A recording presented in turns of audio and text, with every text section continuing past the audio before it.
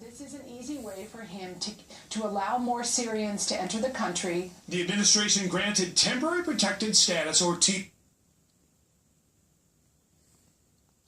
future talks to end the civil war. Brett? Connor, thank you. Thousands of Syrian refugees are getting what is essentially a free pass into America and all the benefits that come with it. National correspondent William Lajeunesse tonight explains how all this is supposed to be a limited time offer, but is in fact something else. We will meet President Obama's goal of welcoming 10,000 Syrian refugees to the United States. Syrian refugees are controversial, but Monday the Obama administration embraced 8,000 more. This is an easy way for him to allow more Syrians to enter the country. The administration granted temporary protected status, or TPS, to all Syrians currently living in the U.S., legally or not.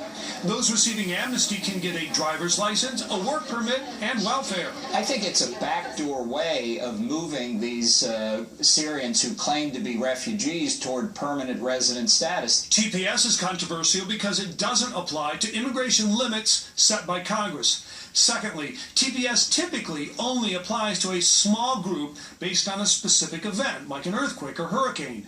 In this case, TPS applies to all Syrians here since 2012. It's turned from temporary protected status for a specific group of people at a specific time, to really a rolling amnesty. Given recent terrorist attacks in Europe linked to Syrian refugees, critics say the U.S. has no way to prove applicants' intent or identity. They say, look, we lost our documentation when we had to flee, but actually we are from Syria. The Europeans can't prove it one way or another, and we won't be able to either. 300,000 TPS immigrants live in the U.S. from 12 countries, including thousands from Central America who never went home after a hurricane in 1998 and an earthquake in 2001. There's a saying that there's nothing more permanent than temporary protected status. The administration says its decision is about compassion. Now, Hillary Clinton wants to bring in 65,000 Syrian refugees annually.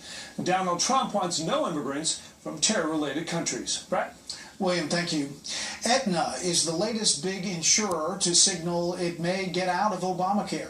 The company is the third largest health insurer in the U.S. and says it expects to lose $300 million this year from individual